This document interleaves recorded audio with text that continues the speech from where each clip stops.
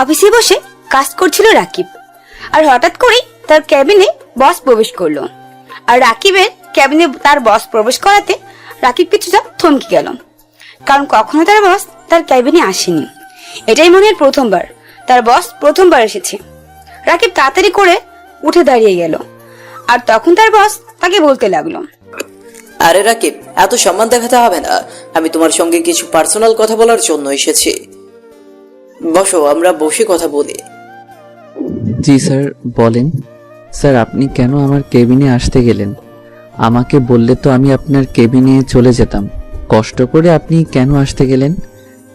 আমি একটা পার্সোনাল বিষয়ে তোমার সঙ্গে কথা বলতে এসেছি রাকিব। আর সেটা হলো, আমি সিদ্ধান্ত নিয়েছি আমার মেয়েকে এই অফিসের দায়িত্বটা দিব। কারণ দেখো, আমার ইদানিং শরীরটা তেমন একটা ভালো লাগছে না। আমার কখন কি হয় সেটা আমি বলতে কখনো পারবো না। তাই এখন সুস্থ থাকতে থাকতে যদি মেয়ের উপর দায়িত্ব দিতে পারি তাহলে তো ভালোই হবে। তাহলে তো স্যার ভালোই হয়। তবে আপনি যেটা ভালো মনে করেন আপনি সেটাই করবেন। আমি সবসময় আপনার সঙ্গে ছিলাম আর আপনার সঙ্গেই থাকবো। আমি অফিসের সবাইকে খুব বিশ্বাস করি, তবে তুমি খুব ভালো করেই জানো তোমাকে আমি সবচেয়ে বেশি বিশ্বাস করি। আর আমি জানি তুমি এই অফিসের জন্য অনেক কষ্ট করছো। তুমি খুব ভালো করে জানো যে চারদিকে আমরা অনেক শত্রু, আর ওরা আমার যে কোনো সময় যে কোনো ক্ষতি করতে পারে। তার জন্যই আমি তোমার কাছে এসেছি। স্যার, আপনি কোনো চিন্তা করবেন না, আমি সব সময় ম্যাডামকে দেখে রাখবো। আপনি কোনো টেনশন করবেন না, আপনি নির্দ্বিধায় ম্যাডামকে দায়িত্বটা দিতে পারেন। তারপর রাকিব এবং তার বস কিছুক্ষণ কথা বলার পরে তারপর সেখান থেকে চলে গেল। আর কিছুক্ষণের মধ্যে ওনার মেয়ে অফিসে প্রবেশ করলো। সকলেই ফুললি দাঁড়িয়ে আছে, তবে রাকিব এগুলোর মধ্যে নেই। রাকিবের মাথার উপর অনেক চাপ, যেহেতু সে এই অফিসের ম্যানেজার, তাই তার উপর অনেকটা চাপ রয়েছে, আর সেজন্য সে তার কাজে ব্যস্ত ছিল। রাকিবের বসের মেয়ের নাম হলো নীলা। নীলা অফিসে প্রবেশ করার পরেই সকলকে দেখে বেশ খুশি হলো। সকলে তাকে সংবর্ধনা জানালো। তারপর নীলা খেয়াল করলো এখানে ম্যানেজার সাহেব নেই। নীলা কখনো রাকিবকে দেখেনি, তবে সবাইকে জিজ্ঞেস করার পর উপস্থিত সবাই বলল ম্যানেজার সাহেব এখানে অনুপস্থিত। নীলা তাড়াতাড়ি করে রাকিবের ক্যাবিনের সামনে চলে আসলো। দেখলো রাকিব ল্যাপটপের কাজে খুবই ব্যস্ত রয়েছে। আর এটা দেখার পরে সে চুপচাপ কোনো কথা না বলে তার বাবার রুমে চলে গেল। আর তখন তার বাবাকে গিয়ে বলতে লাগলো, তুমি কি সব লোকজনকে অফিসে রেখেছো বাবা? বাবা, কি সব লোকজন? আমার কথা তো এখনই শুনতে চাইছে না, আর পরবর্তী সময় কি করবে সেটা তো এখনই আমি ভালো করে টের পাচ্ছি। কেন রে, কি হয়েছে? তোর সঙ্গে কি আবার কি করলো? আমি তো কোনো কিছুই বুঝতে পারছি না। কি হয়েছে বল আমাকে। এই অফিসের ম্যানেজার সাহেব রাকিব, আমি অফিসে আসলাম, আমাকে সম্বর্ধনা তো দূরের কথা, আমার সঙ্গে কোনো কথাই বললো না। আমি যে একটা মানুষ অফিসে আসলাম, এখানে আমাকে তাকানোর মতো কোনো প্রয়োজনই মনে করলো না সে।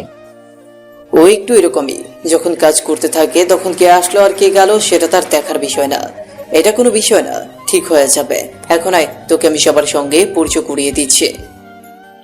পরিচয় করার দরকার নেই, আমি সবার সঙ্গে পরিচয় হয়ে এসেছি।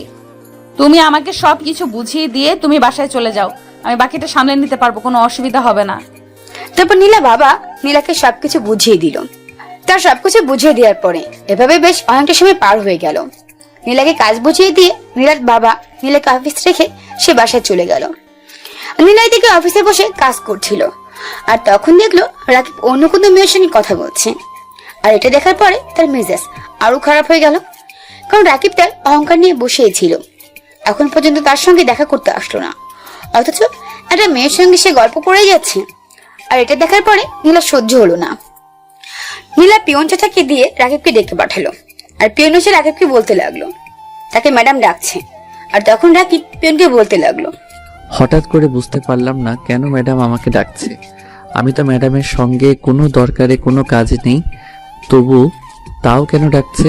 স্যার, এখানে আমি কি করব? ম্যাডাম আপনাকে ডাকছেন আর বলেছেন আমার সঙ্গে এখনই যাওয়ার জন্য, না হলে কিন্তু ম্যাডাম অনেক রেগে যাবে। মনে হয় খুব রাগে মুডে আছে। একথা বলার পরে তখন রাকিব আর কোনো দেরি না করে তাড়াতাড়ি করে চলে আসলো নীলার কেবিনে। নীলা কেবিনে আসার পরে যথারীতি দাঁড়িয়ে আছে। আর তখন নীলা রাকিবকে বসার জন্য বললো না। রাকিব এখন পর্যন্ত দাঁড়িয়ে আছে, আর ওদিকে নীলা তখন রাকিবকে বলতে লাগলো, আপনাকে বেতন দিয়ে রাখা হয়, এখানে অফিসে কাজ করার জন্য, আর আপনি অফিসের কাজ বাদ দিয়ে আপনি অন্য কারোর সঙ্গে গল্প করবেন, আর এটা আমি সহ্য করব? এমনটা যদি মনে করে থাকেন তাহলে ভুল ভাবছেন। এতদিন বাবা এই অফিসের দায়িত্বে ছিল, আর বাবা অনেক কিছু দেখেও হয়তো দেখেনি, আর আপনারা বাবাকে ভুলভাল বুঝিয়ে এতদিন চলেছেন। এরকম যদি চলতে থাকে তাহলে তো আর অফিসে চলতে পারবে না। অফিসের মধ্যে একটা শৃঙ্খলা বলতে কিছু আছে। তাই জন্য বলছি, এখন থেকে সাবধান হয়ে যান, না হলে আপনার মতো ম্যানেজারের এই অফিসে প্রয়োজন নেই। আপনি এখন আসতে পারেন, আর ফাইলগুলো তাড়াতাড়ি করে বিকেলের মধ্যে কমপ্লিট করে দিয়ে তারপর বাসায় যাবেন। কমপ্লিট না হওয়া পর্যন্ত আপনি বাসায় যেতে পারবেন না। এখন আসতে পারেন আপনি। ম্যাডাম, আমি তো মেঘলার সঙ্গে খুবই গুরুত্বপূর্ণ বিষয় নিয়ে কথা বলছিলাম। অফিসের একটা ফাইলের মধ্যে সমস্যা ছিল, আর মেঘলা এটা বুঝতে পারছিল না, তার জন্যই আমার কাছে এসেছিল। আর আমি ম্যানেজার হিসেবে এটা আমার দায়িত্ব, আমার এমপ্লয়ীদেরকে সাহায্য করা। না হলে ওরা কিভাবে বুঝতে পারবে? আর এখানে তো আমার কোনো অন্যায় দেখছি না। ম্যাডাম, আপনার মিথ্যা অভিযোগগুলো দেওয়া একদমই ঠিক হয়নি। রাকিব এই কথা বলার পরে সে তাড়াতাড়ি করে তার কেবিনে চলে আসলো। রাকিব ফাইলগুলো নিয়ে আসলো, আর ফাইলগুলো নিয়ে আসার পরে সে কাজ করতে শুরু করলো। আর এভাবে বেশ অনেক সময় পার হয়ে যায়, কিন্তু রাকিব তার সময় মতো কাজ শেষ করতে পারলো না। আসলে এত বড় ফাইলের কাজ এই কয়েক ঘন্টা শেষ করা অসম্ভব ব্যাপার। তবে যথেষ্ট পরিমাণে চেষ্টা করছে শেষ করার জন্য, কিন্তু পারলো না। রাকিব অফিস শেষ করে যখনই বেরোতে যাবে তখনই পেন এসে বললো তার যাওয়া যাবে না, তাকে ম্যাডাম ডাকছে। আর রাকিব তাড়াতাড়ি করে ম্যাডামের রুমে আসার পরে দেখতে পেল ম্যাডাম ল্যাপটপে খুবই মনোযোগ দিয়ে কাজ করছে। আর তখন নীলা রাকিবকে খুবই জোরে কথাটা বলতে লাগলো। আমি কি আপনাকে বলেছি আপনি চলে যান? আপনার কাজ শেষ না হওয়া পর্যন্ত আপনি অফিস থেকে যেতে পারবেন না। আমার এগুলোর আজকের মধ্যেই লাগবে, আর কালকে এগুলোর শিপমেন্ট দিতে হবে। এগুলোর দায়িত্ব কে নিবে? আপনি নিবেন। আপনার তো এগুলো দায়িত্ব নেওয়ার কথা না। বাবা হলে তো আপনি ঠিকই বাবাকে বুঝে চলে যেতেন কাজ না করে। আপনাকে বেতন এমনি এমনি দেওয়া হয় না। যান, গিয়ে কাজ শুরু করুন, আমি অফিসে আছি। ম্যাডাম, প্রথম কথা হলো যে আমার ডিউটি মাত্র 8 ঘন্টা, আর এই 8 ঘন্টা সময়ের মধ্যে আমি কোনো কাজে ফাঁকি দিয়েছি কিনা সেটা আপনি খুঁজে বের করুন। যদি ফাঁকি দিয়ে থাকি তাহলে আমি অতিরিক্ত সময় কাজ করতে রাজি আছি। আমি 5টা মিনিট মনে হয় না বসে থাকি, তবু আপনি বলছেন আমি এখনো কাজ করব। যতক্ষণ পর্যন্ত এই ফাইল শেষ না হবে, আপনি খুব ভালো করেই জানেন যে এই ফাইল এই কয়েক ঘন্টায় শেষ করা সম্ভব না, তবু আপনি এই কাজ আমাকে দিয়েছেন। ম্যাডাম, আমি এখন কাজ করতে পারবো না, আসছি আমি। রাকিব এই কথাটা বলার পরে সরাসরি বাইরে চলে আসলো, আর বাইরে সে একটা রিক্সা নিয়ে চলে আসলো। তার বাসার রাকিবের আপন বলতে কেউ নেই, শুধুমাত্র তার মা ছাড়া। রাকিব বাসায় ফেরার পরে তার মাকে বললো তাড়াতাড়ি খাবার দেওয়ার জন্য। আর রাকিব রুমে এসে ফ্রেশ হয়ে নিল। ফ্রেশ হয়ে হালকা নাস্তা করে সে রুমে চলে আসলো। অলরেডি সন্ধে 7টা বেজে গেছে। রাকিব কিছুটা তার পার্সোনাল কাজ করলো, আর এভাবে সময়টা পার হয়ে গেল। আর ওদিকে নীলা রাকিবের কথাগুলো শুনে হা হয়ে গিয়েছিল। নীলা রাকিবের কথাগুলো শোনার পরে তখন তার বাবাকে কল দেয়, আর তার বাবাকে কল দেওয়ার পরে নীলা তখন বলতে লাগলো, বাবা, তোমার সঙ্গে আমার কিছু কথা বলার আছে। সেটা হলো আমি রাকিবকে এখনই অফিস থেকে বের করে দিচ্ছি। তার মতো এমপ্লয়ি আমার কোনো প্রয়োজন নেই। আমি নতুন ম্যানেজারের জন্য নিয়োগ দিব। তুমি আর কোনো কথা বলতে পারবে না। আরে কি হয়েছে সেটা তো আমাকে খুলে বলবি নাকি? এইভাবে হুটহাট করে সিদ্ধান্ত নেওয়াটা একদমই ঠিক না। বারবার বলি তুই মাথা গরম করে কোনো কাজ করবি না, আমাকে বল, আমি সবকিছু ম্যানেজ করে দিচ্ছি। আমি তাকে একটা ফাইল ঠিক করার জন্য বলেছিলাম, আর উনি আমাকে এই এতগুলো কথা শুনিয়ে দিল। তারপর আমি বাবাকে সমস্ত ঘটনা সবকিছু খুলে বললাম। সবকিছু শোনার পরে আমার বাবা আমাকে বলতে শুরু করলো, এখনই কোনো কিছু করার প্রয়োজন নেই। আরও তো ঠিকই বলেছে, তুই শুধু শুধু কেন এমনটা করছিস? আর এটা কি একজনের কাজ? তুই ওকে একা সবকিছু করতে বলছিস, আর এইভাবে করতে অনেক বেশি টাইম লাগবে। কমপক্ষে হলেও 2 দিন টাইম লাগার কথা। শোন, এত মাথা গরম করার প্রয়োজন নেই। তোকে যেটা বলেছি তুই সেটা কর, আর এখন তাড়াতাড়ি করে বাসায় চলে আয়। খাবার নিয়ে বসে আছে তোর জন্য। কথা বলার পরে নীলার বাবা নীলার কাছ থেকে কল কেটে দেয়। আর কল কেটে দেওয়ার পরে নীলা তখন অফিস থেকে বের হয়ে যায়। তার নিজের বাড়ির গাড়িতে করে বাসায় আসলো। বাসায় আসার পর ফ্রেশ হয়ে সবার সঙ্গে খাবার জন্য বসে গেল। আর তখন তাকে তার বাবা বলতে শুরু করলো, তোকে আমি বলেছি সবসময় মাথা ঠান্ডা রেখে কাজ করার জন্য, তুই মাথা গরম করিস কেন? বলতো, তোকে নিয়ে আমি আর পারি না। সেই ছোট্টবেলা থেকে এমন জিদ করে বড় হয়েছিস, যার কারণে আমার অনেক দিকে ক্ষতি হয়েছে। তোর জন্য তুই কি আর কখনো মানুষ হবি না বলতো? বাবা, তুমি এসব কি কথা বলছো? আর আমি এমন কি করলাম যে তুমি আমাকে এতগুলো কথা শোনালে? আমি যেটা ভালো মনে করেছি সেটাই করেছি। আমি এত সময় তাকে দিতে পারবো না, বুঝতে পারছো? একদিনের মধ্যে ফাইল কমপ্লিট করে দিতে হবে, তুমি তাকে বলে দেবে। আচ্ছা ঠিক আছে, আমি বলে দিব। তবে এবার চুপচাপ খাবার খা, আর মাথা গরম করিস না। খাবার খাওয়ার পরে চুপচাপ ঘুমোবি। কথা বলার পরে তারা দুজনেই মিলে কথা বলতে বলতে খাবার খেয়ে নিল। আর এদিকে নীলার আম্মু খাবার দিচ্ছে। আর এভাবে সময়টা পার হয়ে গেল। এদিকে রাকিব সকালবেলা ঘুম থেকে ওঠার পরে রাকিব খাওয়া দাওয়া করে অফিসে চলে আসলো। অফিসে আসার পরে যথারীতি তার কেবিনে বসে কাজ করছিল। রাকিব তখন খেয়াল করে নীলা তাকিয়ে আছে। রাকিব ওদিকে তাকাতে মেয়েটা অন্যদিকে ফিরে যায়। আর নীলা তখন ভাবতে থাকে রাকিবকে যেভাবেই হোক তার পার্সোনালি অ্যাসিস্ট্যান্ট বানাতে হবে। আর সেই কারণে পিয়নকে দিয়ে রাকিবকে ডাকালো। রাকিব নীলার কেবিনে চলে আসলো। তারপর রাকিবকে নীলা বলতে লাগলো, আজকের থেকে আপনি আমার কেবিনে বসে কাজ করবেন। ওই যে আপনার ডেস্ক তৈরি করা আছে, আপনাকে আলাদা কাজ করতে হবে না। আপনি এখানে আমার সামনে বসে কাজ করবেন। রাকিবের কোনো কিছু বলতে পারলো না। কিছু বলার আগেই তাকে একটা ফাইল দেওয়া হলো। আর সেই ফাইলটা নিয়ে সে তার ডেস্কে বসে কাজ করতে শুরু করলো। তারপর হঠাৎ করে রাকিব খেয়াল করতে লাগলো তার দিকে এক ধ্যানে কেউ তাকিয়ে আছে। রাকিব কিছুটা অন্যমনস্ক হয়ে কাজ করছিল। আর হঠাৎ করেই খেয়াল করলো এই অবস্থা। আর তখন তাকে দেখতে পেল নীলা তার দিকে অপলক দৃষ্টিতে তাকিয়ে আছে। আর নীলাও রাকিবকে দেখতে পেয়ে নিজের চোখ সরিয়ে নিল। নীলা নিজেও বুঝতে পারছে না সে কেন রাকিবের দিকে বারবার তাকাচ্ছে। নীলা নিজে নিজে বলতে শুরু করলো, আমি শুধু শুধু কেন তার দিকে এমন করে তাকাচ্ছি? কি হয়েছে আমার তো কখনো কোনো ছেলেকে দেখে এমনটা মনে হয়নি। সে তো আমার সঙ্গে মোটামুটি অনেক খারাপ ব্যবহার করেছে, তবুও আমি তাকে কোনো কিছু করতে পারছি না। কোনো কিছু করতে গেলেই আমার বাধা চলে আসছে। তাহলে কি আমি তাকে ভালোবাসতে শুরু করে দিয়েছি? আমার দ্বারা তো কখনোই এটা সম্ভব না। আমি এটা কিভাবে করতে পারি? আমি তো শপথ করেছিলাম আমি কাউকে ভালোবাসতে পারবো না। আমি আমার নিজের মতো করে থাকবো, সারাটা জীবন এইভাবেই আমি পার করে দেব। আর কাউকে বিশ্বাস করার তো কোনো প্রয়োজনই আসে না। প্রথমবার একজনকে বিশ্বাস করে যে পরিমাণ ঠকেছি আমি আর বিশ্বাস করতে চাই না। আর এভাবে বেশ অনেকটা সময় পার হয়ে গেল। দুজনেই খুব কাজের মনোযোগ দিল। আর এভাবেই সময়টা চলে যাওয়ার পরে লাঞ্চের পরে তখন নীলা ড্রাইভারকে বলল গাড়ি বের করার জন্য। আর ড্রাইভার গাড়ি বের করে নীলার জন্য অপেক্ষা করতে লাগলো। আর তখন নীলা বলল তার সঙ্গে রাকিবকে যেতে হবে। রাকিব কোনো কিছুতেই সে না করতে পারলো না, কারণ না করার অধিকার তার এখন নেই। রাকিব নিজে ড্রাইভিং করতে শুরু করলো। আর নীলা পিছনে বসেছিল। রাকিবকে নিজে নিজে মনে হচ্ছে সে ড্রাইভার।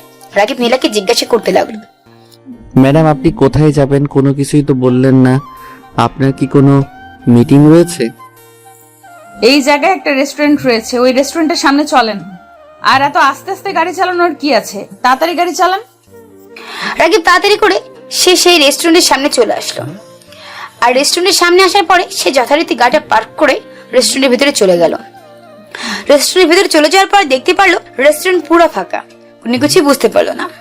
পুরো রেস্টুরেন্ট হয়তো বুক করা হয়েছে, কিন্তু নীলা যদি রেস্টুরেন্ট বুক করতো তাহলে তো সেটা অবশ্যই রাকিব জানতে পারতো। রাকিব ভিতরে যাওয়ার পরে দেখতে পারলো একটা লোক বসে আছে একটা কোনায়। এর আগে সেখানেই বসে পড়লো।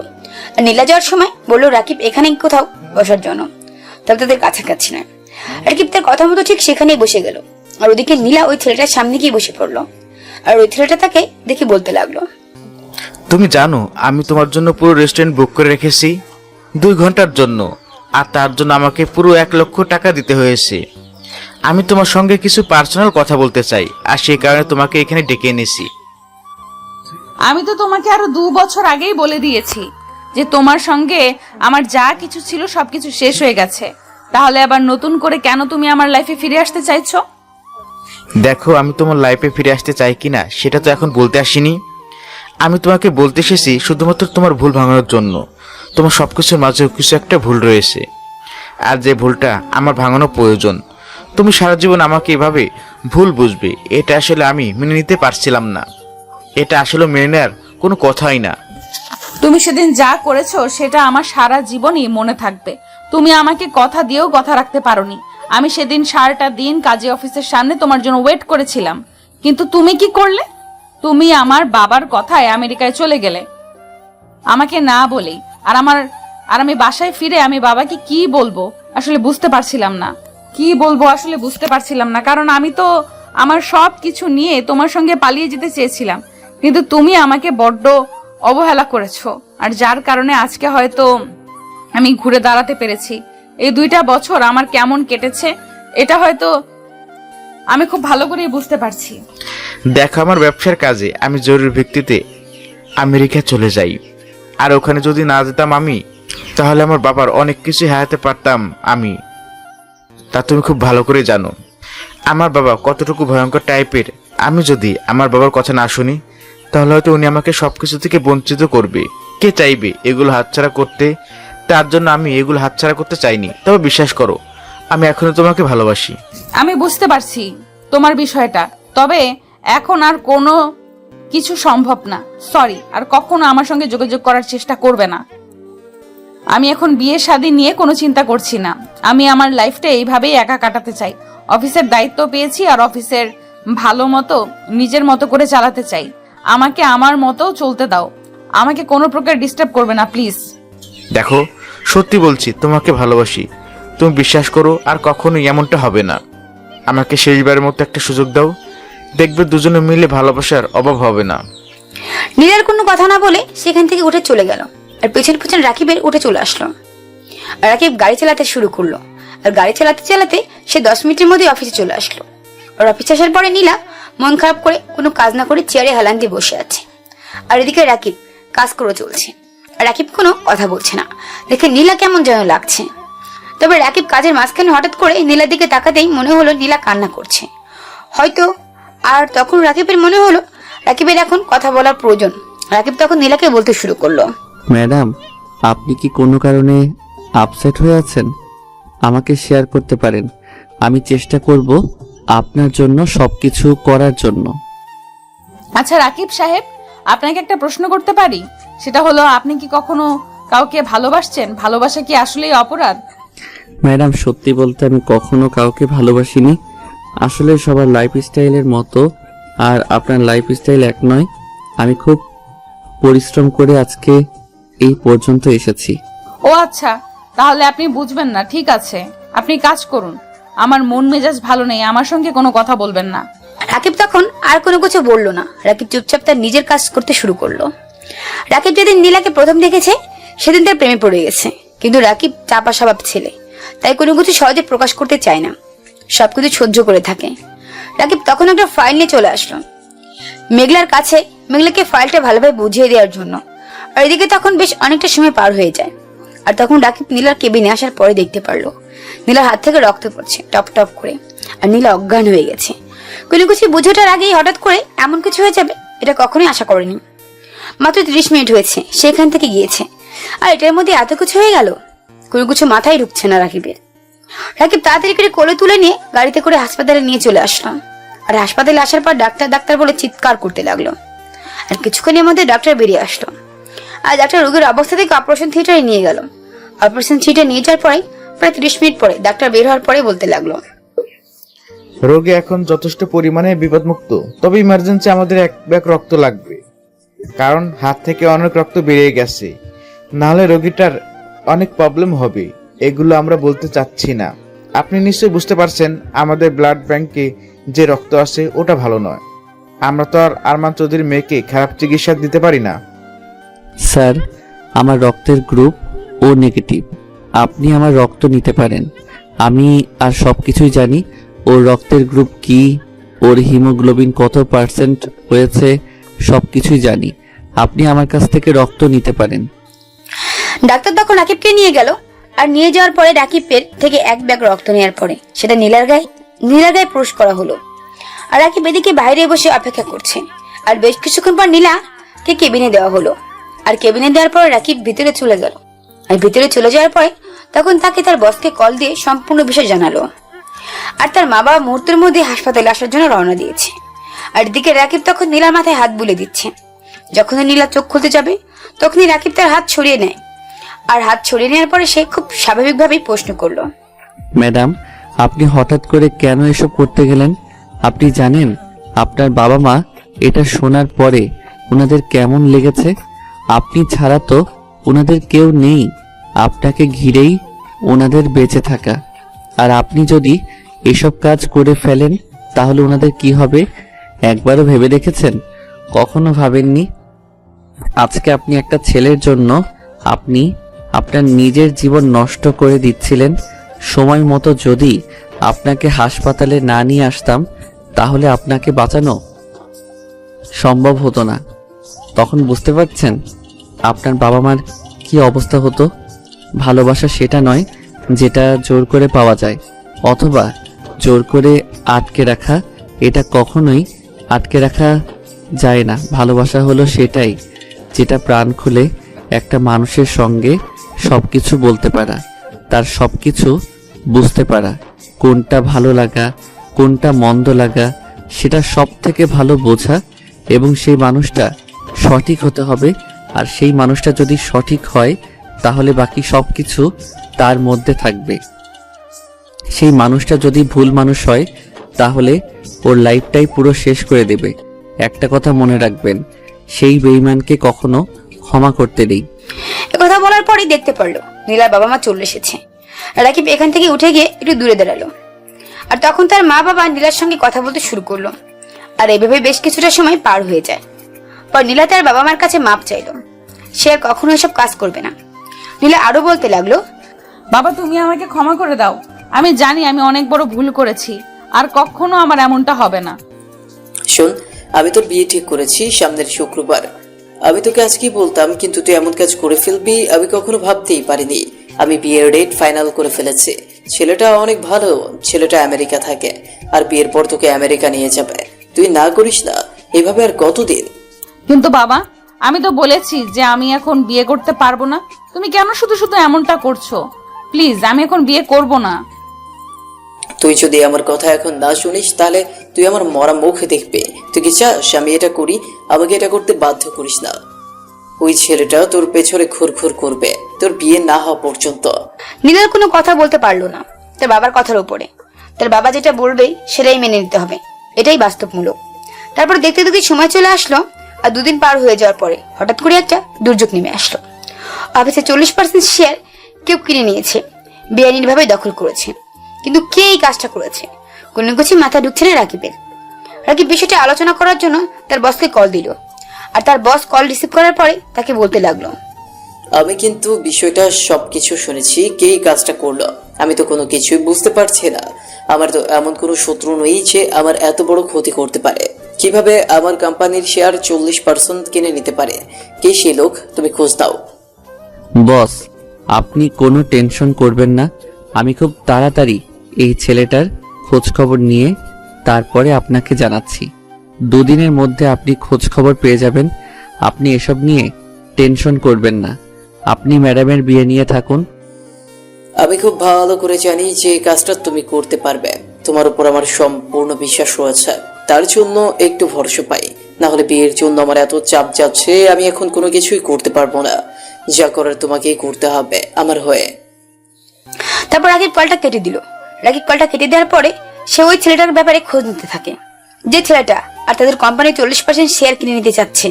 রাকিব এভাবে বেশ একটা দিন পার করে ফেললো। আর এদিকে আজকে নীলার গায়ে হলুদ, তার জন্য অফিসে সকলে দাওয়াত পেয়েছে। আর রাকিবের উপর দায়িত্ব এসে পড়েছে। রাকিব তার সাথে কয়েকজন কলিগদের নিয়ে চলে আসলো তার বসের বাসার সামনে। বাড়িটা খুবই সুন্দর করে সাজানো আছে, দেখলে মনে হয় সেদিকে তাকিয়ে থাকি। আর দেখতে থাকি এরকম একটা বিয়ের আশা রাকিবে মনে করেছেন নীলাকে নিয়ে। কিন্তু নীলা তো তার আর হবে না, কখনোই তার না চাওয়া ভালোবাসা কখনোই তার পূর্ণতা পাবে না। সে শুধু দূর থেকে নীলাকে ভালোই বেশি যাবে। এই ক্ষণিকের দেখায় এতটুকু ভালোবেসে ফেলবে এটা কখনোই রাকিব জানা ছিল না। রাকিব ক্ষণিকের দেখায় মানুষটাকে নিজের থেকে অনেক বেশি ভালোবাসতে শুরু করেছিল। আর হঠাৎ করে এরকম দুর্যোগ নেমে আসবে এটা আসলে মেনে নেওয়া যায় না, কষ্ট হচ্ছে মেনে নিতে। তখন রাকিবের সাথে আসা রাকিবের বন্ধু হাসান বলতে লাগলো, কিরে, তোর মনের মানুষের বিয়ে হয়ে যাচ্ছে আর অথচ তুই তারই বিয়ের সবকিছুর দায়িত্ব নিচ্ছিস যেন সুস্থ সবল ভাবে বিয়েটা হয়ে যায়। তুই কি মানুষ নাকি রোবট? আমি তো কোনো কিছুই বুঝতে পারছি না।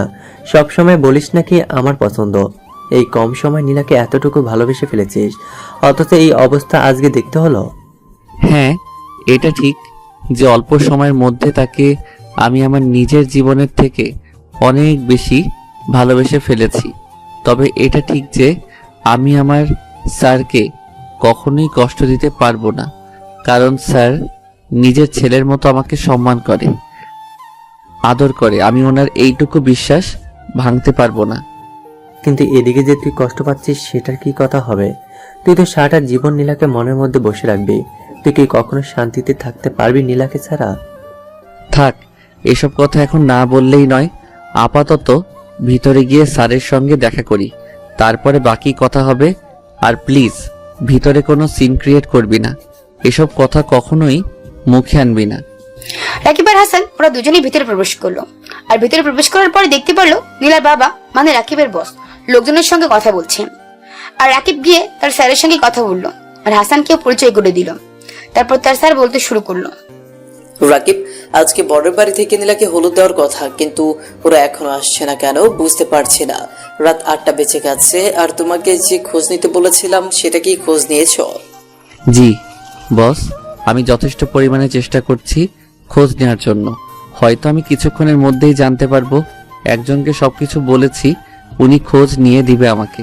আপনি এসব বিষয় নিয়ে টেনশন করবেন না, আমি জানা মাত্রই আপনাকে জানাবো। রাকিবের কথা বলার পরে সে অন্যদিকে এসে সবার সঙ্গে মিলিত হয়ে গল্প করতে শুরু করলো। আর এভাবে বেশ অনেকটা সময় পার হয়ে গেল। হঠাৎ করে রাকিবের ফোনটা বেজে উঠলো। রাকিবের ফোনটা বেজে ওঠার পরে রাকিবকে বলতে শুরু করলো, রাকিব সাহেব, আপনি আমাকে একটা ব্যাপারে খোঁজ নিতে বলেছিলেন। আমি সবকিছু জেনে শুনিয়ে আপনাকে বলছি। ওটা হলো টেররিস্ট গ্রুপের সদস্য আরমান শিকদার, যার সঙ্গে আপনার স্যারের মেয়ের বিয়ে ঠিক করা হয়েছে। আপনাকে অসংখ্য ধন্যবাদ। আপনি এই ছেলেটাকে আমাদেরকে চিনিয়ে দিয়েছেন। আপনি না বললে তো আমরা কখনো ধরতেই পারতাম না এই লোকটাকে। আমরা অনেক দিন ধরে খুঁজে চলছি, কিন্তু পাচ্ছিলাম না। ও ছদ্মবেশে লুকিয়েছিল, আর আমরা যখন আপনার কথা মোতাবেক তদন্ত করে জানতে পারলাম এই লোকটা সেই আরমান শেখ। ভাগ্য ভালো যে এখন পর্যন্ত বিয়েটা হয়নি। আপনি বিষয়টা আপনার বসকে জানিয়ে দেন, আর ওনাকে আমার সালাম দেবেন। আমরা সময় মতো আপনার স্যারের বাসায় পৌঁছে যাব ওকে ধরার জন্য। তখন রাকিব কল কেটে দিল। রাকিব কল কেটে দেওয়ার পরে রাকিব মুখ দিয়ে কোনো কথা বের করতে পারছে না। এগুলো শোনার পর হঠাৎ করে মুহূর্তের মধ্যে কি হয়ে গেল সেটাই বুঝতে পারছে না। তার মানে এই আরমান শিকদার অফিসে 40% শেয়ার কিনে নিতে চাচ্ছে। জোর জবরদস্তি করে রাকিব হাসানের সঙ্গে বিষয়টা শেয়ার করলো। আর হাসানকে বলার পরে ওরা দুজনে মিলে কথা বলতে লাগলো। আর ওদিকে ইরফানের ছোট ভাই হলো আরমান শিকদার, আর ইরফান তার ছোট ভাইকে সবকিছু বুঝিয়ে দিচ্ছে। আর কথাগুলো হলো, শোন, মেয়েটাকে বিয়ে করবি, বিয়ে করার পর সোজা চলে যাবি ইংল্যান্ডে। যাওয়ার পরে তখন তার বাবার হাতের নাগালের বাইরে চলে যাবে। তারপর আমি কয়েকটা দিন পরে ওখানটায় যাব, আর ওখানটায় যাওয়ার পর তাকে কিভাবে শিক্ষা দেওয়া যায় সেটা আমি খুব ভালো করে জানি। বিদেশি বায়ারদের কাছে বেশি দামে বিক্রি করা যাবে, তবে সাবধান, অনেকে অনেক কিছু জেনে নিতে পারে। তার জন্য যা কিছু করবি সবকিছু সাবধানে করবি, কোনো রকম আমার সঙ্গে যোগাযোগ করবি না। ওখানটায় যাওয়ার পরে যদি কেউ একবার ধরে ফেলতে পারে তাহলে কিন্তু সর্বনাশ হয়ে যাবে। আমাদের প্ল্যান যদি কেউ একবার জানতে পারে তুই আমার ভাই, তাহলে কিন্তু আরো খারাপ অবস্থা হয়ে যাবে। এদিকে তখন রাকি তাড়াতাড়ি করে তার স্যারের কাছে চলে আসলো। আর স্যারের কাছে আসার পরে সব ঘটনা খুলে বলল। আর সব ঘটনা শোনার পর রাকিবকে তার বস বলল, আমি এখন কি করব রাকিব? আমার তো মাথায় কোনো কিছুই আসছে না। পুলিশ এসেই হয়তো আরমানকে অ্যারেস্ট করে নিয়ে যাবে। আমার এত এত লোকজনকে দাওয়াত দিয়েছি, এত এত লোকজনের সামনে আমার মান সম্মান বলতে কোনো কিছুই থাকলো না। আমি এখন কি করব? আমার তো এখন আত্মহত্যা ছাড়া কোনো পথ নেই। তুমি তো জানো যে দেশে বিদেশ থেকে আমার লোকজন এসেছে আমার একমাত্র মেয়ের বিয়ের জন্য। আসলে এই মুহূর্তে আমার মাথায়ও কোনো কিছু আসছে না। তবে এটা ঠিক যে আপনার মেয়ের মানে আমাদের ম্যাডামের জীবনটা এখনো পর্যন্ত কোনো কিছু হয়নি, এটাই শুকরিয়া আদায় করেন না। না হলে তো বিয়েটা হয়ে গেলে অবস্থা আরো বেশি করুণীয় হয়ে যেত। তখন আমরা চাইলেও কোনো কিছু করতে পারতাম না। এখন যদিও অনেক দেরি হয়ে গেছে, তবে ততটাও কিন্তু দেরি হয়নি। চাইলে এখান থেকেও আমরা উঠে আসতে পারি। তুমি আমার যে উপকার করেছো আমি এই উপকারের কথা কখনো ভুলবো না। তবে আমার আরেকটা অনেক বড় উপকার করবে, তুমি আমার মেয়েকে বিয়ে করবে। এটা কিভাবে জানতে পারবে না? বরকে কি তার পরিচয়? এটা তো আমি সবাইকে বলিনি, সবাইকে বলেছিলাম সারপ্রাইজ হিসেবে থাকবে। স্যার আপনি এটা কি বলছেন? এটা তো কখনোই সম্ভব না। আমি কোথায় আর আপনার মেয়ে কোথায়? তাছাড়া আমি শুধু আপনার একজন এমপ্লয়ি, সাধারণ। আপনার মতো এত বড় মানুষের মুখে এরকম কথা আসলেই মানায় না। হাস্যকর লাগছে আমার কাছে। আমি কিন্তু মজা করছি না রাকিব, আমি সত্যি সত্যি বলছি। তুমি ছাড়া আমার এই বিপদ থেকে কেউ উদ্ধার করতে পারবে না। তাছাড়া তোমার সঙ্গে আমারও অনেক দিনের কাজ করার অভিজ্ঞতা হয়েছে। তুমি মানুষটা কেমন, কি তোমার চালচলন সবকিছুই আমি জানি। সেটা না হয় ঠিক আছে, কিন্তু স্যার আপনার মেয়ে কি মানে নীলা ম্যাডামকে এই বিয়েতে রাজি হবে? উনি তো আমাকে কখনোই বিয়ে করবে না। আমি তোমার মায়ের সঙ্গে কথা বলছি, তোমার মায়ের নাম্বারটা দাও, তাহলেই হবে। তোমার আর কোনো কিছু করা লাগবে না। আর হাসান, তুমি তোমার বন্ধুকে রেডি করে দিয়ে দাও। সব ঘটনা শোনার পর রাকিবকে তার বস বলল। একথা বলার পর তখন নীলার বাবা রাকিবের মায়ের সঙ্গে কথা বলতে শুরু করলো। আর কিছুক্ষণের মধ্যে রাকিবের আম্মু সেখানে চলে আসলো। আর যথারীতি তাদের বিয়েটা হয়ে গেল। গায়েলদের দিনেই বিয়েটা হয়ে গেল। আর ওদিকে আরমান শিকদারকে পুলিশ অ্যারেস্ট করতে পেরেছে। তার সঙ্গে তার বড় ভাই ইরফানকেও অ্যারেস্ট করে নিয়েছে। আর এদিকে নীলাকে নিয়ে আসা হলো রাকিবের বাড়িতে। রাকিব একটা ফ্ল্যাট বাসায় ভাড়া থাকেন, যদিও বাসাটা সুন্দর করে সাজানো। তার মা নিজের হাতে বাসাটা সাজিয়েছেন। রাকিব এখন বাসর ঘরের সামনে দাঁড়িয়ে আছেন, আর সাথে দাঁড়িয়ে আছেন হাসান। হাসান দাঁড়িয়ে থাকার পরে বলতে লাগলো, দোস্ত, আমি কখনো কল্পনা করতে পারিনি যে তোর আর নীলার বিয়েটা এভাবে মুহূর্তের মধ্যে হয়ে যাবে। আমি তো ভেবেছিলাম তুই সারা জীবন দেবদাস হয়ে থাকবি, নীলার জন্য কষ্ট পাবি, এরকম কিছু। কিন্তু তুই যে এত সহজে নিজের আগে পেয়ে যাবি, এটা সত্যি অপূর্ব। ভাগ্যটা সত্যি অন্যরকম ছিল। তোর আর তোর কপালের হয়তো নীলা ছিল, তার জন্যই কোথা থেকে বিয়ে তোর সঙ্গে হয়ে গেছে। তোর সঙ্গে বিয়ে হওয়ার কোনো কথাই ছিল না। হ্যাঁ, সেটা আমিও বলছি দোস্ত। আসলে কিভাবে কি হয়ে গেল মুহূর্তের মধ্যে, সবকিছু কেমন যেন আমার কাছে স্বপ্নের মতো লাগছে। এখনো বিশ্বাস হচ্ছে না যে আমি আমার প্রিয় মানুষটাকে বিয়ে করতে পেরেছি। আমি পূর্ণতা পেয়েছি, তবে সেটা একতরফা ভালোবাসা কখনোই মনে হয় না। যে নীলে আমাকে খুব সহজে মেনে নেবে কখনো সম্ভব নয়, কারণ আমি ওর মনের অবস্থাটা বুঝতে পারছি। চিন্তা করিস না, আমি তার বাসায় আছি। কোনো রকম হেল্প লাগলে আমাকে বলিস। আর যদি পারিস ভাবিকে পটিয়ে আজকে বাসা রাতে বিড়ালটা মারতে ভুল করিস না। রাকিব তখন হাসতে হাসতে তার রুমে প্রবেশ করলো। তার রুমে প্রবেশ করার পরে দরজা লক করে দিল। আর দরজা লক করার পরে দেখতে পারলো বিছানার মধ্যে চুপচুপ করে বসে মোবাইল চাপছেন নীলা। আর নীলার এই অবস্থা দেখে রাকিব কিছুটা বেশ অবাক হয়ে গেল। রাকিব তখন সামনের দিকে এগিয়ে যায়। আর তখন নীলার মুখ তুলে তাকায় রাকিবের দিকে। তাকানোর পর তখন নীলা রাকিবকে খুবই রাগী কণ্ঠে বলতে শুরু করলো, কিরে তুই কি করছিস? তুই আমার কাছে আসার একদম চেষ্টা করবি না। তুই আমার কাছ থেকে দূরে দূরে থাকবি, না হলে কিন্তু তোকে আমি খুন করে ফেলবো শয়তান। আরে ম্যাডাম, আপনি এসব কি বলছেন? আর আপনি আমাকে এসব বলছেন কেন? আমি তো আপনার এখন আপন মানুষ, আমি আপনার এখন হাজবেন্ড, তাই আমার সম্পূর্ণ অধিকার আছে আপনার উপর।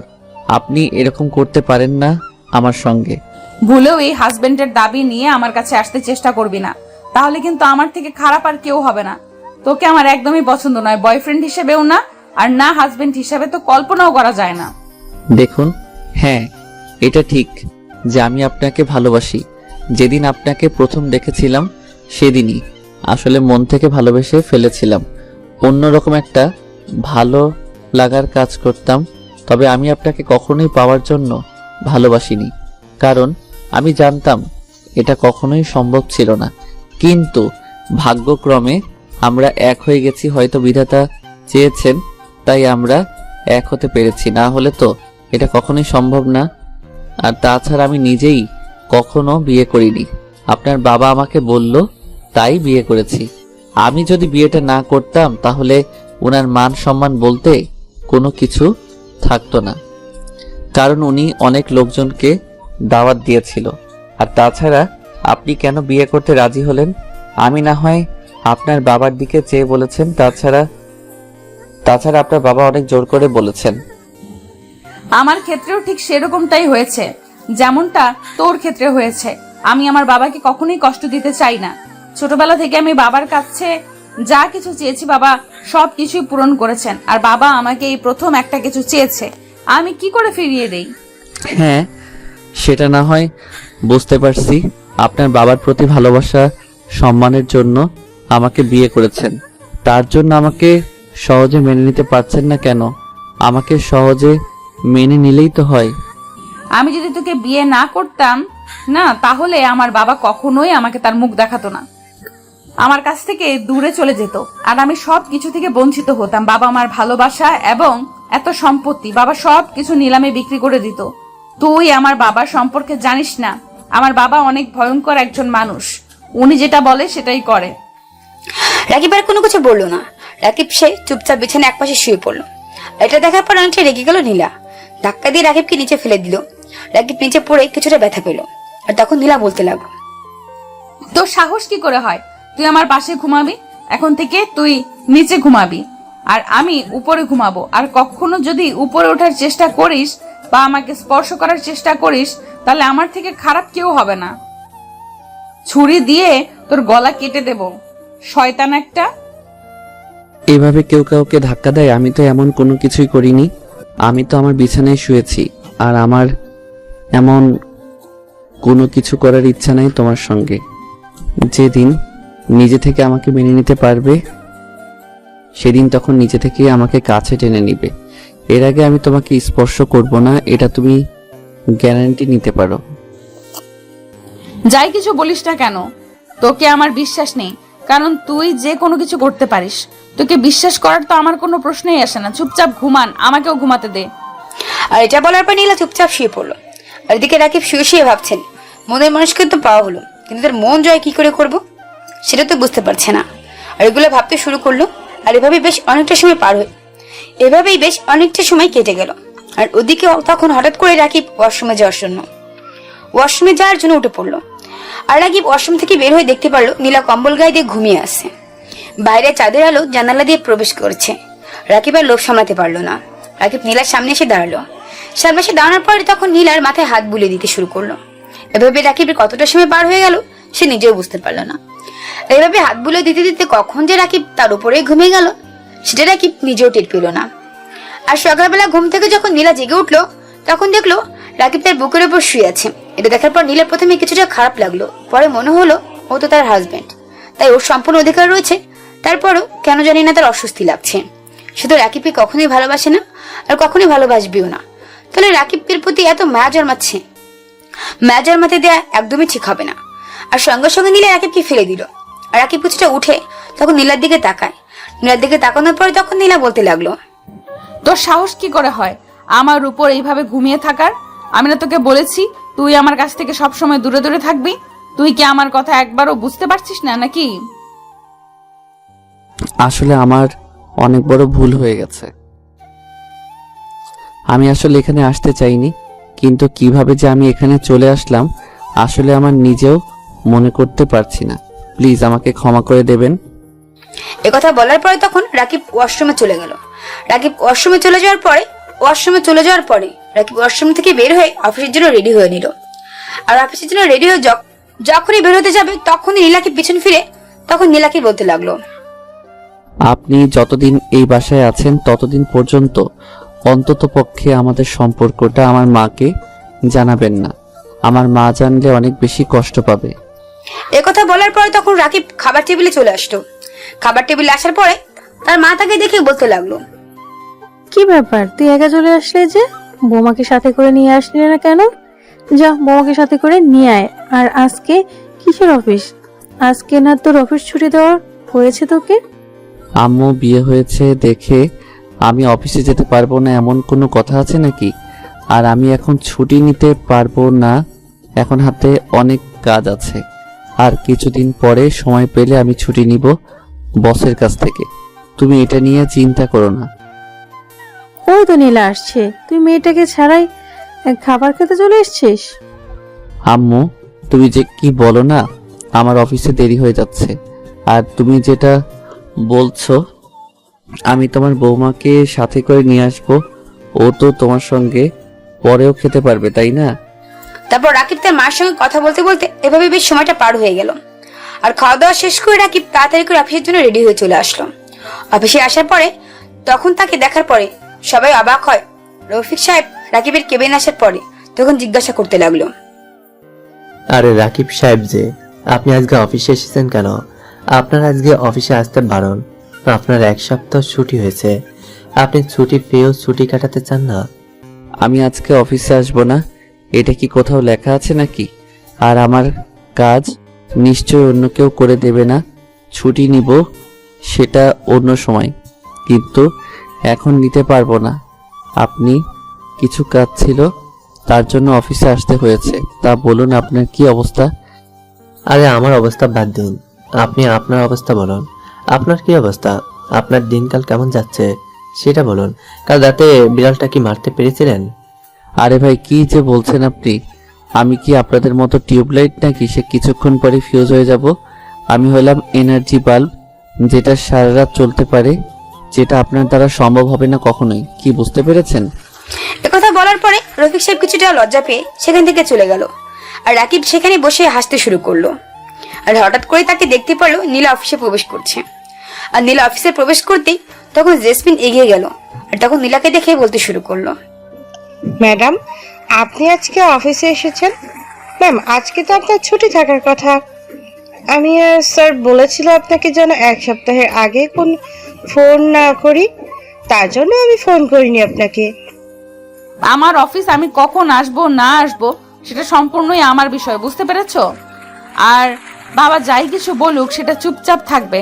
আমার অফিসের কাজ তো আমাকে ছাড়া অন্য কেউ করে দেবে না, তাই না? চুপচাপ নিজের কাজ কর। এতদিন ধরে কাউকে ভালোবেসেছিলাম, সেটা আর হলো না। ভেবেছিলাম শুধু তাড়াতাড়ি তার সামনে আমি আমার নিজের ভালোবাসার কথা বলবো, কিন্তু সেটা আর বলার সময় হয়ে ওঠে না। আমি জানতে পারলাম না হঠাৎ করে কেমন উলটপালট হয়ে যাবে। আমি কি করব আসলেই বুঝতে পারছি না। দেখো, ভালোবাসা সব সময় পূর্ণতা পায় না, আর কিছু কিছু নিজের কারণেও পূর্ণতা পায় না। তুমি যদি কাউকে ভালোবাসো থাকো, তাহলে তোমার ওই দিনই বলা উচিত ছিল, তাহলে হয়তো তুমি অন্য কাউকে পেয়ে যেতে। আর তুমি কাকে ভালোবাসো এখনো পর্যন্ত জানতেই পারলাম না। নামটা বলো তো দেখি, আমি কোনো কিছু করতে পারি কিনা। সেটা না হয় পরে জানবেন, আগে আপনি এটা বলুন, আপনার সঙ্গে ম্যাডামের সবকিছু ঠিকঠাক হয়েছে নাকি এখনো ঝামেলা চলছে? আমাকে বন্ধু হিসেবে বলতে পারেন, আমি কাউকে বলবো না। আমার মনে হয় না ম্যাডাম আপনাকে এত সহজে মেনে নিয়েছেন। আপনার গাল লাল হয়ে আছে না? মনে হয় ম্যাডাম আপনাকে রাতের বেলা থাপ্পড় দিয়েছেন আর তার ছাপ বসে আছে। যতটুকু বলেছেন ততটুকুই, এটা যেন কেউ জানতে না পারে। হ্যাঁ, এটা ঠিক যে নীলার সঙ্গে আমার এখনো পর্যন্ত সবকিছু ঠিকঠাক হয়নি, তবে হয়তো হয়ে যাবে। তবে নীলা কালকে রাতে আমার কাছে একটা জিনিস দিয়েছে, সেটা হলো ডিভোর্স। আমি খুব ভালো করে জানতাম যে আপনাদের সম্পর্কটা কখনোই হবে না। আপনি ভালোবাসলে কি হবে, কিন্তু নীলা ম্যাডাম তো আপনাকে ভালোবাসে না, দু চোখে সহ্য করতে পারে না। তো এটার মধ্যে ভালোবাসা কিভাবে জন্মাবে? আমি তো ভেবেছিলাম মানুষটা যতটাই অহংকারী হোক, মনটা ততটাই ভালো, কিন্তু ওর মন এখনো পর্যন্ত আমি বুঝতে পারলাম না। তবে চেষ্টা করে দেখি, যদি আমার মানুষটাকে, আমার ভালোবাসার মানুষটাকে আমার মতো করে গড়িয়ে নিতে পারি। নীলা কেবিনে চলে গেল। নীলা তার কেবিনে যাওয়ার পরে তার নিজের কাজ করতে শুরু করলো। আর এদিকে দেখতে পারলো জেসমিন গিয়ে রাকিবের সঙ্গে গল্প করতে লাগলো। আর রাকিব খুব সুন্দরভাবেই তার সঙ্গে গল্প করছে। আর এইভাবে বেশ কিছুক্ষণ গল্প করার পর তখন রাকিবকে জেসমিন বলতে লাগলো, প্লিজ, শুধু শুধু এত চেষ্টা করে কি দরকার? সামনে খাবার রাখা আছে, এই খাবারে মুখ দিয়ে দেখো দেখো, এটা থেকে খুবই ভালো টেস্ট হবে। আশা করি কথাটা আর বুঝিয়ে বলতে হবে না। আর এই কথা বলার পর জাসমিন তার কেবিনে চলে গেল। জাসমিন তার কেবিনে যাওয়ার পরে তার নিজের কাজ করতে শুরু করলো। আর এদিকে সমস্ত কথাবার্তাগুলো নীলা বাইরে থেকে শুনতে পেয়েছে। আর বাইরে থেকে শুনতে পাওয়ার পরে সে অফিস থেকে বের হয়ে চলে গেল। অফিস থেকে বের হয়ে তার বান্ধবীর সঙ্গে দেখা করলো পার্কের মধ্যে। আর তার বান্ধবী তাকে বলতে লাগলো, তুই কেন যে ছেলেটাকে বিয়ে করেছিস, তোর বাবার মুখের দিকে তাকিয়ে অন্য কোনো কিছুর ব্যবস্থা করতে পারলি না? আর বিয়ে তো করেছিস ছেলেটাকে। এখন পর্যন্ত তুই একসাথে থাকছিস কি করে? আমার তো নাম শুনতেই বমি আসছে। আমি এমন একটা পরিস্থিতিতে আছি, কোনো কিছু করতে না পারছি। যদি কোনো কিছু বলতে চাই তাহলে বাবা আমাকে ভুল বুঝবে। আমি চাই না বাবা মা আমার বিষয়ে ভুল বুঝুক, প্লিজ।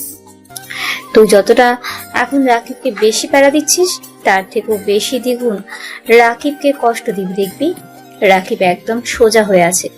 আর মিথ্যে একটা অপবাদ দিয়ে যদি একবার তোর বাবার সামনে ধরিয়ে দিতে পারিস, তাহলে দেখবি সব সমস্যার সমাধান তোর বাবাই বলবে। এই ছেলেকে ডিভোর্স দেওয়ার জন্য। বুঝতে পেরেছিস আমার প্ল্যানটা? আমার মাথায় একটা প্ল্যান এসেছে, আমি তাকে বুঝিয়ে বলছি। তুই যে কোনো ভাবে রাকিবকে বুঝিয়ে শুনিয়ে ক্লাবে নিয়ে যাবি, আর ক্লাবে নিয়ে যাওয়ার পরে ইচ্ছে মতো ড্রিঙ্ক করিয়ে আমার বাসায় নিয়ে যাবি, যে কোনো ভাবে। আর বাকি প্ল্যানটা তুই ভালো করে বুঝতে পারছিস। তুই কি কাজটা আমাকে দিয়ে করাতে চাস? এটা কি ঠিক করবি বল? এটাতে যদি কোনো সমস্যা হয় তাহলে কিন্তু আমি কিন্তু ফেঁসে যাব। ভাই যাই কিছু করিস না, ভাই যাই কিছু করিস একটু ভেবেচিন্তে কাজটা করিস। ও কিন্তু অনেক চালাক একটা ছেলে, আমার যতটুকু ধারণা। একথা বলার পরে তখন তারা দুজনে মিলে প্ল্যান করতে লাগলো। আর এভাবে সময়টা পার হয়ে যায়। বিকেলবেলা তখন আবারও নীলা অফিসে ফিরে আসলো। অফিসে এসে তার নিজের কাজ করতে শুরু করলো। আর এদিকে নীলার অফিস টাইম শেষ হয়ে তখন অফিস থেকে বেরিয়ে পড়লো আর গাড়িতে করে একা যেতে শুরু করলো। রাকিব খেয়াল করলো নীলা বাসায় না গিয়ে অন্য রাস্তায় যাচ্ছে। রাকিব তাকে ফলো করতে শুরু করলো। আর রাকিব নীলাকে ফলো করতে করতে দেখতে পারলো সে একটা ডান্স ক্লাবে যাচ্ছে। ফলো করতে করতে সে ক্লাবের ভিতরে প্রবেশ করলো। আর ভিতরে প্রবেশ করার পরে দেখতে পারলো অনেক লোকজন নাচানাচি করছে। আর রাকিব এক পাশে গিয়ে বসে গেল। তবে নীলা এখন পর্যন্ত তাকে দেখতে পারেনি। হঠাৎ করে তিশা রাকিবের সামনে চলে আসলো। রাকিবের সামনে আসার পরে তিশা রাকিবকে বলতে লাগলো, আরে রাকিব ভাইয়া, আপনি যে এখানে এসেছেন, আপনার কোনো ফ্রেন্ড আছে নাকি? আপনাকে অনেকদিন পরেই দেখলাম। আপনাদের বিয়েতে আমি থাকতে পারিনি কারণ আমার পরীক্ষা ছিল, আর তার জন্য আর কি আমার মিস হয়ে গেছে। হ্যাঁ, আমি আমার একটা ছেলে ফ্রেন্ডের সঙ্গে দেখা করতে এসেছি। তা তুমি এখানে কি করছো? নিশ্চয়ই বন্ধু বান্ধবের সঙ্গে আড্ডা দিতে এসেছে। তবু ড্রিঙ্কস করো না, স্বাস্থ্যের পক্ষে ভালো নয়। আরে না ভাইয়া, আমাকে কি সেরকম মেয়ে মনে করে নাকি? আমি অনেক ভালো। আর তাছাড়া আমি বান্ধবীদের সঙ্গে এসেছি, একটু আড্ডা দিয়ে সেখানে চলে যাব। ও আচ্ছা, আমি ঠিক আছে, দাঁড়াও, আমি তোমার জন্য জুস নিয়ে আসছি, একটু ওয়েট করো। আরে না ভাইয়া, আজকে তো আমি আপনাকে খাওয়াবো, আপনি না হয় আমাকে অন্যদিন খাওয়াবেন। আজকে আমি আপনাকে খাওয়াবো। আপনি বসুন, আমি নিয়ে আসছি। এগুলো তিশা তখন চলে গেল। তিশা চলে যাওয়ার পর রাকিবের দিকে যথারীতি বসে রইলো। আর কিছুক্ষণ পরেই তিশার হাতে জুসের গ্লাস নিয়ে রাকিবের সামনে রাখলো। গল্প করতে করতে তারা দুজনেই খেয়ে নিল। আর কিছুক্ষণের পরে রাকিব হঠাৎ করে মাথা ঘোরাতে শুরু করলো। আর রাকিব বলতে লাগলো, তিশা তার গাড়িতে করে রাকিবের বাসায় যেতে লাগলো। আর কিছুক্ষণ পর রাকিবের বাসায় পৌঁছানোর পর রাকিবকে রুমে পৌঁছে দিল তিশা। তখন বের হলো রুম থেকে। আর তখন জেসমিনকে তার রুমে পাঠিয়ে দিল। আর রুমে পাঠানোর পর তখন তিশা জেসমিনকে বলতে লাগলো, আমি তোমাকে যেভাবে বুঝিয়ে দিয়েছি তুমি ঠিক সেইভাবেই কাজটা করবে, তাহলে তোমাদের বিয়েটা হয়ে যাবে আর এদিকে ডিভোর্স হয়ে যাবে, আর পুরোপুরি তোমার রাস্তা ক্লিয়ার থাকবে। আর আমার কথাটা বুঝতে পারছো তো আমি কি বললাম? একথা বলার পর যখন তিশা সেখান থেকে বের হয়ে চলে গেল। আর তিশা বের হয়ে চলে যাওয়ার পরে এদিকে বেশ অনেকক্ষণ পর নীলা বাবাকে নিয়ে এসেছে। তো বাবাকে বলা হয়েছে আজকে নাকি তাদের রাগারাগি হয়েছে, সে কারণে সে তাদের বাসায় গিয়েছিল। আর তার বাবা রাগ ভাঙানোর জন্য এখানে নিয়ে এসেছে। নীলা রুমে প্রবেশ করতে করতে দেখতে পারলো রুমের দরজা খোলা। আর তখন তো বাবাকে নিয়ে রুমে প্রবেশ করে যেটা দেখতে পারলো সেটা দেখার পরে তার চোখ কপাল উঠে গেল। দেখতে পারলো জেসমিনের উপর শুয়ে আছে রাকিব। এটা দেখার পর নীলার বাবা চোখ কপাল উঠে গেল। নীলার বাবা রাকিবকে টান দিয়ে পেছনে থেকে ফেলে দিল। আর তখন রাকিব দাঁড়িয়ে যায়। রাকিব কিছুটা নেশাগ্রস্ত অবস্থায় দাঁড়িয়ে আছে, ঠিক মতো দাঁড়িয়েও পারছে না। আর তখন তার বস বলতে লাগলো, আমার মনে হয় আমি তোমার সঙ্গে আমার মেয়ের বিয়ে দিয়ে অনেক বেশি ভুল করেছি। তোমার মতো ছেলে আসলে এত আদরের যোগ্য না। আমি প্রথমে চিনতে তোমাকে ভুল করেছিলাম। তোমার চরিত্র ঠিক এমনটা হবে আমি কখনো ভাবতে পারিনি। আমি নিজের চোখে না দেখলে তো আমি এগুলো বিশ্বাসই করতে পারতাম না। আমার মেয়ের জীবনটা আমি হয়তো নিজের হাতে নষ্ট করে দিয়েছে। বস, আপনি আমার একটু কথাটা শুনুন। আমি ইচ্ছা করে এসব কিছু করিনি। আর জেসমিন তো আমার অফিসের কলিগ, সে কি করে বাসায় আসবেন যে আমি তো তাকে আমার বাসায় নিয়ে আসিনি। স্যার, আপনি বিশ্বাস করুন, আমি নিজে থেকে এখানে আসিনি। আমাকে উনি বললো যে আজকে তোমার ম্যাডাম বাসায় থাকবে না, তোমার ম্যাডামের সঙ্গে রাগারাগি হয়েছে, তাই সারা রাত বাসা ফাঁকা থাকবে, তুমি তাড়াতাড়ি চলে এসো। আর আমি আসার পরে দেখি উনি নেশাগ্রস্ত অবস্থায় শুয়ে আছেন, আর আমি আসার পরে উনি আমার উপরে ঝাঁপিয়ে পড়েন। স্যার আপনি বিশ্বাস করুন আমি এসব কিছু করিনি। আমাকে কে যেন ড্রিঙ্কস খাইয়েছে। আমি কিছু বলতে পারবো না, আমার কোনো কিছুই মনে নেই। আমি এমন কোনো কাজ কখনোই করতে পারি না স্যার, একটাবার আমাকে বিশ্বাস করুন, আমি সত্যি কিছু করিনি। থাক, আর কোনো কিছু আমাকে বোঝাতে হবে না। তুমি এখনই আমার এই বাসা থেকে বেরিয়ে যাও। তুমি বাসায় নিয়ে যাওনি কারণ ওই বাসায় তোমার মা থাকে, সেই কারণে তোমার মা সব কিছুই জেনে যাবে তোমার চরিত্রের ব্যাপারে। আর এই কারণে তুমি আমার এই দ্বিতীয় বাসায় এসেছো। আরে তোমাকে তুমি রাস্তা থেকে তুলে এনে এত বড় বানিয়েছি, আর তারপরেও তুমি আমার সঙ্গে এরকম বেইমানি করতে পারলে? আমি আমার নিজের কলিজাটা তোমার কাছে দিয়ে দিয়েছি, আর তুমি সেটা যত্ন করে না রেখে তুমি অন্য মেয়েদের দিকে ছি। আর আজকে যে অবস্থায় তোমাকে দেখলাম তাতে মনে হচ্ছে তোমার জন্মেরই কোনো ঠিক নেই। তোমার জন্মেরই যদি ঠিক থাকতো তাহলে কখনো তুমি এমন করতে পারতে না। একথা বলার পরে তখন নীলার বাবা রাকিবকে অনেকগুলো থাপ্পড় দেয়। রাকিবকে অনেকগুলো থাপ্পড় দেওয়ার পরে রাকিবকে বাসা থেকে বের করে দেয়। রাকিব কিছুক্ষণ নিজেকে সামনে তারপর ফ্রেশ হয়ে তার বাসায় চলে গেল। আর তার বাসায় যাওয়ার পরে ভাবতে লাগলো হঠাৎ করে কি এমন হয়ে গেল, তারপরে কে তার সঙ্গে এরকম করেছেন। তার মা তার কাছে এসে জিজ্ঞাসা করতে লাগলো, কি রে রাকিব, তোর এই অবস্থা হলো কি করে? তোকে মনে হয় কেউ মেরেছে? কি হয়েছে আমাকে সবকিছু খুলে বল। দেখ, আমার কাছে কোনো কিছু লুকাবি না বাবা। আরে মা, কোনো কিছুই হয়নি, বিশ্বাস করো। আর একটু অফিসের কাজে বিজি ছিলাম তো, তার জন্য হয়তো তোমাকে এমন দেখাচ্ছে। আর একটু দৌড়ে এসেছি। রাকিব তখন ভাবতে লাগলো পিছনে ঘটনাগুলো, তার সাথে কি কি হয়েছে সেটা নিয়ে চিন্তা করা শুরু করলো। আর এভাবে পিছনে একটা সময় পার হয়ে গেল। আর এভাবে বেশ কিছুক্ষণ সময় পার হয়ে যাওয়ার পরে একদিন দুদিন করে প্রায় 7 দিন পার হয়ে গেল। রাকিব তখন বুঝতে পারলো তাকে দূরে সরানোর জন্য নীলা আর তিশা মিলে এই কাহিনী করেছে। রাকিব ডিভোর্স লেটার পাঠিয়ে দিল নীলার কাছে, সাথে একটা চিরকুট পাঠিয়েছে। আর এদিকে তার মাকে নিয়ে চলে গেল গ্রামে। তারা এখান থেকে গ্রামেই থাকবে। তার মাকে সবকিছু খুলে বলেছে। তার মা সবকিছু শুনে খুব কষ্ট হলেও মেনে নিয়েছে। এটা ছাড়া যে তাদের আর কোনো কিছু করার নেই, তাদের ভাগ্যে ছিল হয়তো এটাই। তবে রাকিব এটা বলেনি যে তার সঙ্গে কি হয়েছে, কারণ এটা রাকিব কখনোই বলতে পারবে না। কারণ আর যাই হোক করুক, সে নীলাকে তার মায়ের সামনে এতটা খারাপ বানাতে পারবে না। দেখতে দেখতে পার হয়ে যায় 2টা মাস। এই 2 মাসে নীলার অনেক পরিবর্তন হয়ে গেছে। আগের মতো হাসে না, কথা বলে না, বন্ধুদের সঙ্গে আড্ডা দেয় না, সবকিছু কেমন যেন ছন্নছড়া হয়ে গেছে। এখন রাকিবের পূর্ণতা অনুভব করতে পারছে। আর একদিন তিশা নীলার বাসায় দেখা করতে আসলো। তিশাকে নীলা বলতে লাগলো, আমি মনে হয় অনেক বড় ভুল করে ফেলেছি রে রাকিবের সঙ্গে। আমি রাকিবকে এখন ভালোবাসতে শুরু করে দিয়েছি। রাকিবের কথা প্রতিটা সেকেন্ডে আমার মনে হয়। আমি অনেকভাবে নিজেকে বোঝানোর চেষ্টা করেছি, কিন্তু আমার আসলে কোনো কিছু করার নেই। আমি কেমন যেন হয়ে গেছি। রাকিবকে ছাড়া কোনো কিছু বুঝতে পারছি না রে। তুই আর তার সঙ্গে যে অবস্থা করেছিস, সে কি তোকে এখনো মেনে নেবে? কখনো মেনে নেবে না। আর তোর সুন্দর জীবন একটা পড়ে আছে, তুই এগুলো না দেখে তুই কার পেছনে পড়ে আছিস? ও কি তোর যোগ্য? আমি কোনো কিছু জানি না। আমি রাকিবের খোঁজ জানতে চাই। আমি আমার বাবাকে সবকিছু বলে দেব, আর বাবাকে বলবো যেন রাকিবকে যে করেই হোক আমার হাতে তুলে দেয়। একথা বলার পরে নীলা তখন তার বাবার কাছে চলে যায়। তার বাবার কাছে যাওয়ার পরে তার বাবাকে সবকিছু খুলে বলে। আর তার বাবা সবকিছু শুনে নীলাকে একটা থাপ্পড় মারলো। নীলাকে থাপ্পড় মারার পর নীলাকে বলতে লাগলো, তুই যেটা চেয়েছিস সে তো তোকে সেটাই করে দিয়েছে, তাহলে এখন আর তাকে খুঁজে কি লাভ? শোন, তুই রাকিবকে হারিয়েছিস, তাই রাকিবকে খোঁজার দায়িত্ব তুই নিবি। তোর মানুষকে তুই খুঁজে নিবি। সে যদি তোকে মাফ করে মেনে নিতে পারে তাহলে তাতে আমার কোনো আপত্তি নেই, কারণ ছেলেটাকে তুই অনেক কষ্ট দিয়েছিস। তোর কারণে আমিও ছেলেটাকে অনেক কষ্ট দিয়েছি। ছেলেটা অনেক ভালো ছিল। আর তৃষা, আজকের পর থেকে তুমি আমার মেয়ের সঙ্গে কোনো প্রকার কোনো যোগাযোগ করবে না। যদি করো তাহলে আমার থেকে খারাপ আর কেউ হবে না। তুমি মেয়ে নামে কলঙ্ক। এদিকে রাকিব গ্রামে খুবই সাধারণ জীবনযাপন করছে। আর এদিকে নীলা খোঁজ নিতে নিতে পৌঁছে গেল রাকিবের গ্রামের বাড়ি। রাকিবের গ্রামে মায়ের কাছে গিয়ে নীলা কান্না করতে করতে তার নিজের দোষ সবকিছু স্বীকার করলো।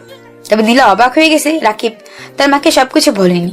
তার মা তাকে বলতে লাগলো, আমি জানতাম যে তুই একদিন ঠিকই এখানে আসবি, এটা আমার তোর প্রতি বিশ্বাস ছিল।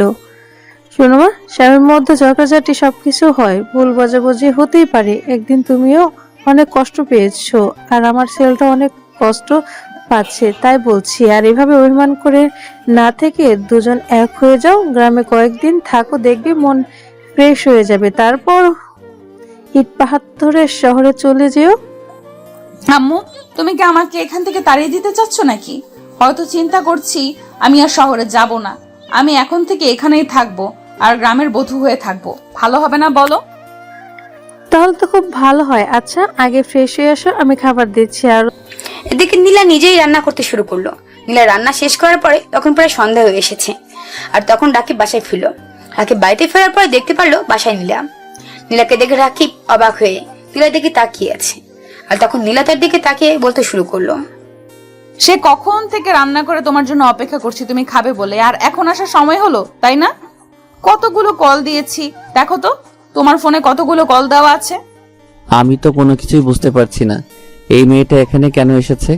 এই মেয়েটার সঙ্গে তো আমাদের কোনো সম্পর্ক নেই, আমাদের না ডিভোর্স হয়ে গেছে? তুমি সবকিছু জেনেও এখানে জায়গা দিয়েছে। আরে ডিভোর্স যখন হয়নি তাহলে এই মেয়ে করছিস কেন? মেয়েটা তো শুধুমাত্র এমনি তোর সঙ্গে রাগারাগি করেই এমনটা করেছে। নীলা তার নিজের ভুলটা বুঝতে পেরেছে, শুধু শুধু কেন এমন করছিস? রাকিবের মাথা ঘুরে গেল। তার মায়ের কথা শুনে তার মা ভিতরে চলে গেল, আর এদিকে নীলা টানতে টানতে একটা রুমের ভিতর নিয়ে আসলো রাকিবকে। রুমে আসার পর রাকিবের পায়ে ধরে ক্ষমা চাইতে শুরু করলো, আর কান্না করতে করতে বলতে শুরু করলো, সত্যি বলতে আমি নিজের ইচ্ছায় সবকিছু করিনি। তিশা সে আমাকে বুদ্ধি দিয়েছিল, তার জন্যই আমি এমনটা করে ফেলেছি। প্লিজ, আমি আমার নিজের ভুলটা বুঝতে পেরেছি, আমাকে আর কষ্ট দিও না। এই 2 মাসে আমি নিজেকে অনেক শাস্তি দিয়েছি, আমি আর সবকিছু সইতে পারছি না। প্লিজ, এইভাবে আমি আর থাকতে পারছি না। তুমি আমাকে যেইভাবে রাখবে আমি তোমার কাছে সেভাবেই থাকবো।